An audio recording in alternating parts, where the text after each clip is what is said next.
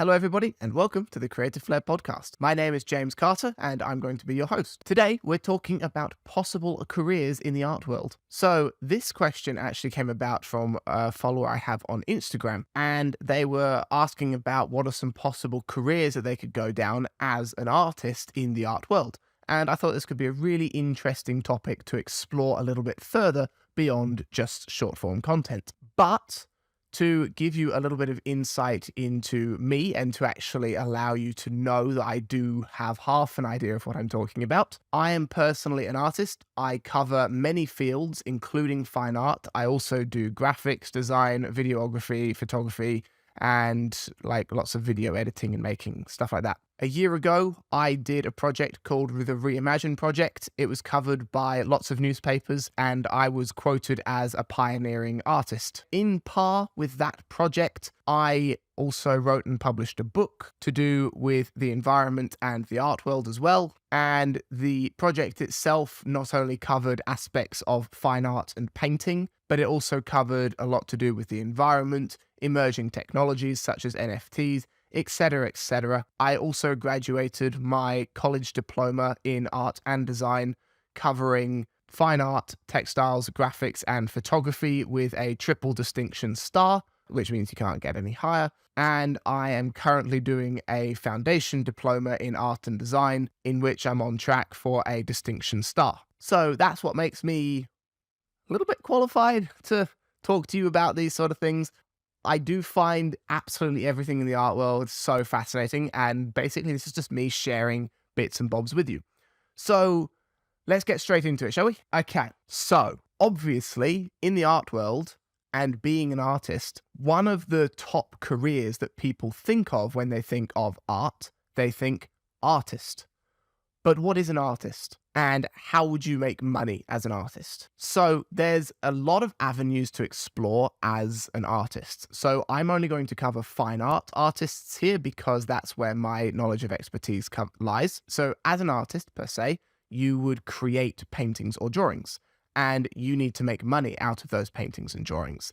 But how in the world are you meant to do that? Well, one of the easiest and the best ways would actually be through commissions. Commissions are where somebody would reach out to you and they would ask you to paint or draw a family member, a portrait, a dog, a pet, whatever, and you then go away, do the painting or drawing, and then hand that original over to them. That's how an awful lot of artists make money, primarily, is from commissioned work. Now, I have talked about commissions before in the past in some of my videos, and you might know I'm not the biggest fan of them for a lot of reasons, but I'm not going to go into them at the moment. I know a lot of artists who make absolutely amazing money off of commissioned work, and it's a great living for them. 3 artists I'm familiar with who make amazing money off of commissioned works would be Andrew Tischler, Bonnie Snowden, and Bethany Veer. So Bethany Veer and Bonnie Snowden are both animal portrait artists based primarily in coloured pencils, and they have absolutely amazing works. Andrew Tischler is also a realistic artist, but he's mostly a painter and does painting commissions. But all 3 of these artists also make money selling prints of their work. So this is another way that you can make money as a fine artist, is through print sales. So with print sales, this is where you create a painting or a drawing that you would like to create, and then you would upload it onto your website or onto a site like Etsy, and then you would sell prints of those paintings. This is where you could create a limited edition print, which is where it would be a very high quality print, and there's only 100 or so available. This is a very clever and great marketing tactic because it creates scarcity, which allows you to charge higher prices for these print works. The other alternative is that you could do mass print production, which is where the prints are slightly lower quality. They don't have to be, but they're an awful lot cheaper because there's no limited supply of them. Now, just as more of a generalized rule, if you do take commissions, you're not necessarily allowed to sell those commissions as prints as well as selling the commission unless you have permission from the commissioner of the artwork. I've seen a few people do that in the past and it never goes too well. So obviously the other thing around being a fine artist would be tutorials and creating online content. Creating online content is an amazing way to get exposure. Getting exposure allows you to sell more of your works because more people know you and more people would be wanting to buy works from you. But you can also make good money off of online content as well. This is where you might choose to create an online course or a subscription service for your courses, or create a Patreon where people can go and support you for exclusive content. All three of the artists that I've named, Bethany Veer, Andrew Tischler, and Bonnie Snowden, all of them do this as well. They each have their own courses that they sell, but they also all have their own Patreons to sell exclusive access to their works and online videos, which are fantastic. And I have actually been subscribed to all three of them in the past at one point or another, and I love the content they do. It's amazing, and you feel great because you're personally supporting that artist. So that's another way to make money as an artist. The last way, it's not the last way, but the last one I'm going to mention as a fine artist would be through traditional gallery sales. Traditional gallery sales are going downhill at a plungingly rapid pace, but there is still a market for them. And interestingly enough, this is where you don't have to have gallery representation, but you sort of do. It's the most confusing thing in the world, but I'm going to explain gallery representation to you right now. Gallery representation is exactly what it sounds like. This is where a gallery represents you as an artist. You sign a contract with this gallery to create, let's say, 3 works a month, and each of those works are going to be exclusively sold through the gallery. Once you've done each of the artworks, you hand them over to the gallery. The gallery will then take care of the business side of it all. So they will sell your artworks for you and you will get the money. Now, traditionally, galleries take a good 50% commission from every single sale, which is outrageous. But it is the traditionally done way and method of selling works and originals, and some even prints. This is a very good and very interesting way of selling works, and it's a great way of actually boosting your representation as well. If you want to go down that route, that's absolutely fine. That's just one extra alternative for you as a fine artist in the art world. Okay, the next one would be being an art curator. Art curation is really interesting and can be a really fascinating career. Art curation is essentially where you are curating an exhibition or a gallery or possibly a museum. You can make fantastic money out of doing this as well, but it's essentially where somebody would reach out to you, or you are part of an organization and they request for you to help organize the placement of each artworks within this exhibition and help create a more aesthetically pleasing look and sense and feel around a certain exhibition. So you don't necessarily have to have qualifications to do this. Obviously, it's good to have art and design under your belt, but some of the top art curators went on to study art history at a university degree level, which allows them to learn more about art and the history of art and the traditional placements and what works and the aesthetics of art. And that's great, but it's not necessary and it's not required. So that's another route that you could go down in the art world. The next one is a photographer. So a photographer is not too unlike fine artists. Photographers can make money pretty much the same way that fine artists make money. They can get commissioned work, such as being a wedding photographer, where somebody reaches out to you to go and take photos of their wedding or a special occasion. You can also sell print works of your photographs as well. You can also sell online copies of your photographs as reference works for artists to use. And so you can make money through mass prints, you can make money through limited prints, and you can make money through gallery representation as well. So that's not too far out of the realms of being a fine artist as well. It just requires a slightly separate set of skills. So rather than being able to paint and draw, it requires you to be able to take a good photograph. The next one is being an interior designer. Interior design is really interesting, and I actually have a friend from college who's gone on to become an interior designer. Very fascinating career choice, and it seems really interesting. So an interior designer is somebody who is hired to create a beautiful aesthetic around a room. This is more or less that whole feng shui thing, but it seems really interesting. So having art and design under your belt again is really good. But there is university courses that specialize in just interior design. So going on to do interior design is where you would also create 3D models of a potential design of a room or a layout. Interior designers are often hired for housing designs that are trying to be sold, as well as corporate offices. This is quite an interesting one. So corporate offices and companies will often hire interior designers to create a more pleasing environment for their workers. And that's a great career to go down as well. And it still falls under that umbrella of creative industry. Fashion designers. So being a fashion designer seems quite interesting. There's a lot of people I'm surrounded by who are choosing to go on to be a fashion designer. And it's exactly what it sounds like. It's where you create fashion designs. So people are most often hired individually to come in and work as a fashion designer under somebody else's name. But you can go off and create your own brand and your own label and create your own fashion designs. But you could also be a local fashion designer who opens up their own store or their own shop. And you could also create custom fashion designs for people as well. This is where it's not unlike commissions. So somebody would ask you to create a certain dress or a certain outfit for them, and you can create that fashion design for them. Here's a really interesting one. It would be a career in art therapy. Art therapists are very, very unique and a very niche topic for people, but it seems incredibly interesting and they seem to have a true passion for it. So art therapy is also something that you can study at a university degree level.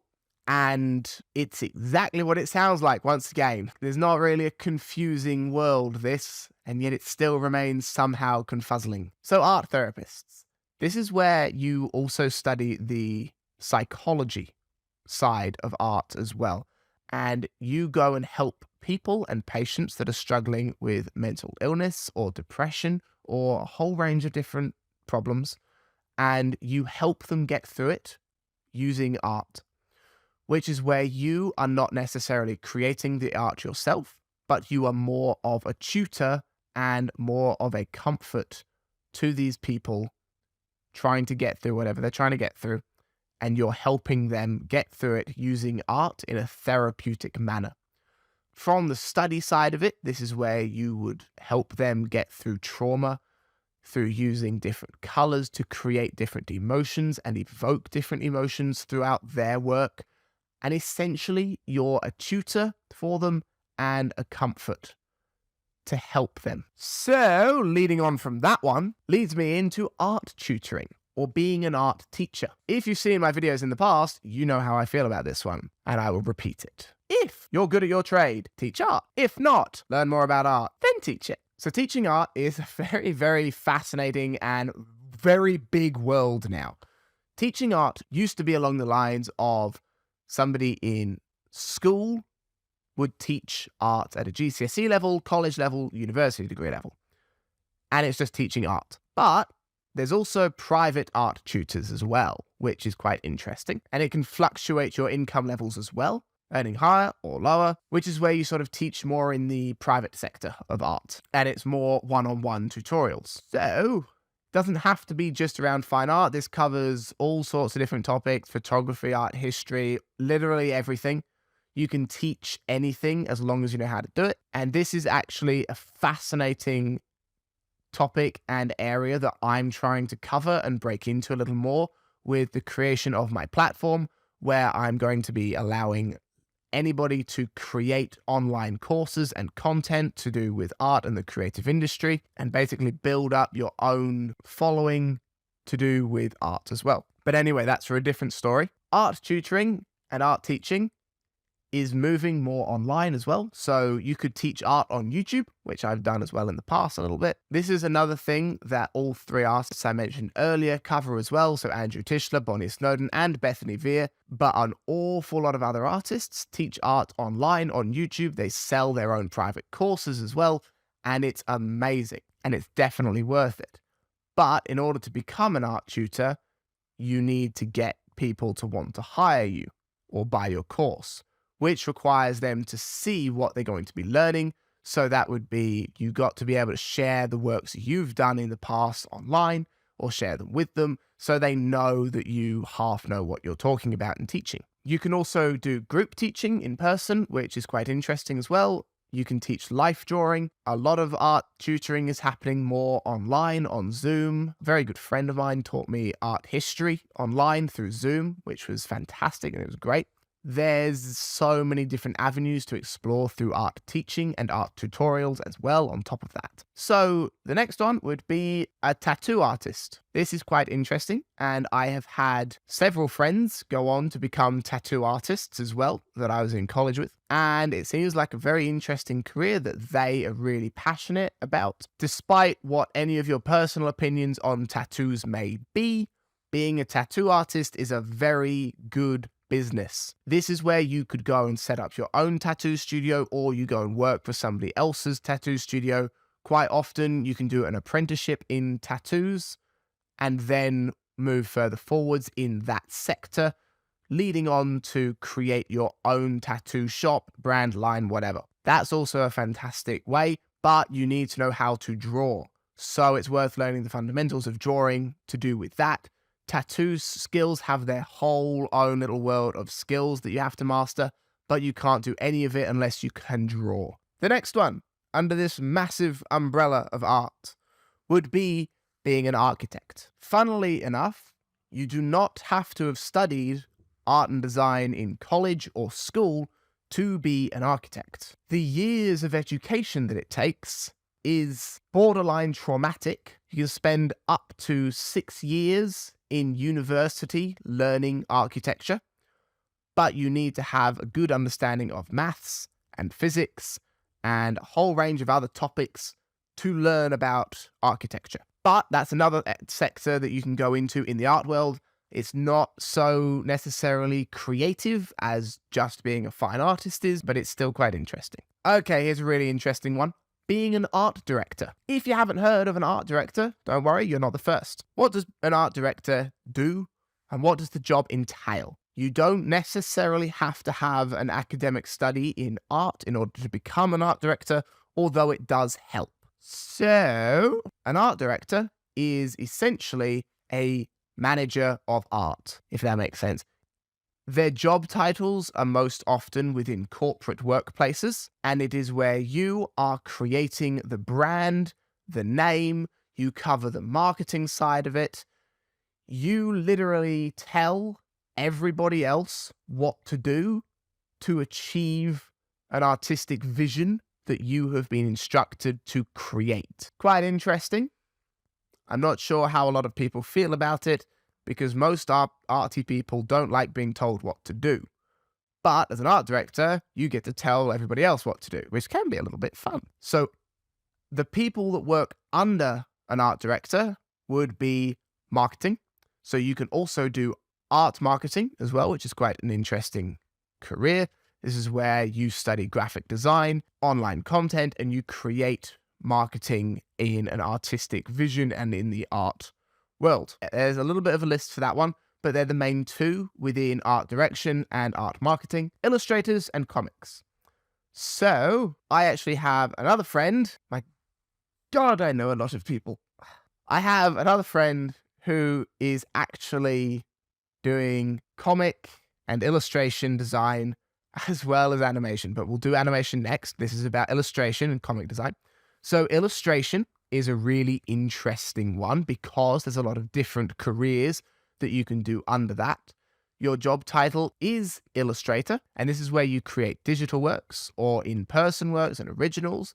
But as an illustrator, you create less creative works and more commercial works, leading along the lines of you could be an illustrator for a card factory, or you could be a Christmas card designer. And there's a lot to do with that side of the commercial world for an illustrator. And there's loads to do with that as well, which is quite interesting. And illustration is a really interesting topic, which will lead into comic design.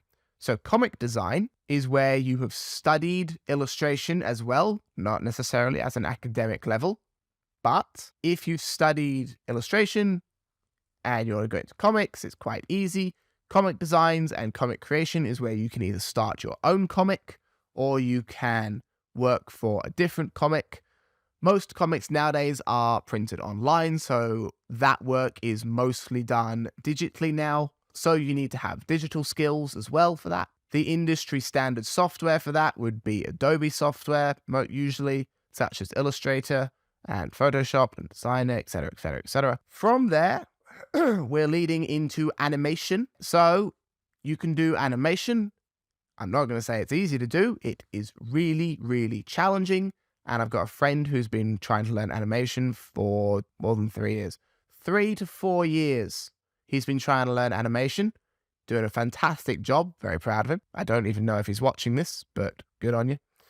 And he is creating and releasing his own comic book series as well as an animation series, which I think is like amazing. And I couldn't really do something like that. But that's a fantastic way to go.